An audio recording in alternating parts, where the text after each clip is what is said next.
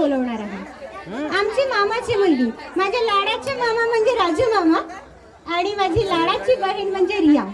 रिया ही एकदम गोड मुलगी आहे आणि तसाच तिचा आवाज पण खूप गोड। लास्ट मोमेंटला तिने तयारी केली आणि हेच ते फक्त आणि फक्त डॉलीताईसाठी।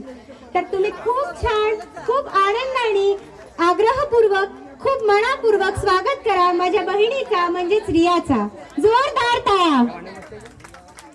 पहिले तर खूप खूप छान वाटतं, इकडे ताईचं लग्न आहे आणि इथे सादर करायला संधी मिळते, ती म्हणजे फार मोठी। माझाच आवाज मला असा वेगळा येतोय सध्या।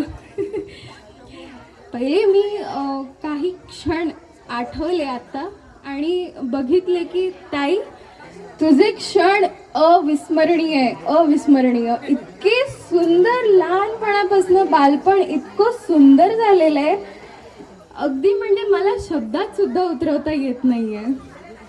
तू आज इतकी मोठी झाली आहेस, पण अजूनही आम्हाला वाटत नाही की तू मोठी आहेस। आमच्यासोबत बालपण तुझं सुरू आहे अजूनही, त्यासाठी खूप खूप धन्यवाद। पुढे मी बोलायला वळते, एक बहीण भावाचं प्रेम, प्रेमाचं ते नातं कसं असतं।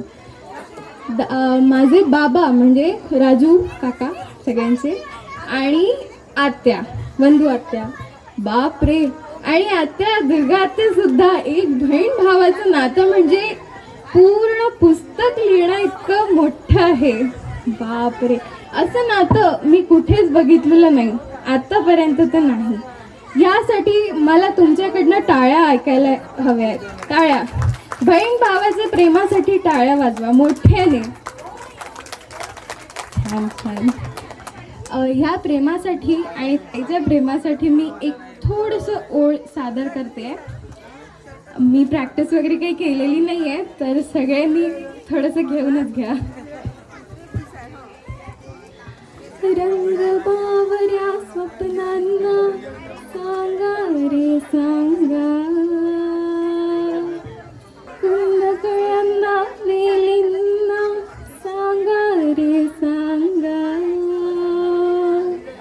हे भास होती कसे, हे नाव उठी कोणाचे, का सांग वेड्या मना, मला भान नाही जगाचे,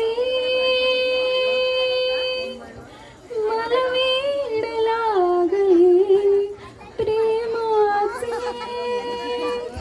मला वेड लागले प्रेमाचे, प्रेमाचे,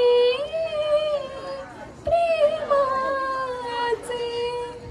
विचित्र झालंय पण हे प्रेमासाठी आहे। थँक्यू। ती म्हणजेच रियासाठी जोरदार टाळ्या।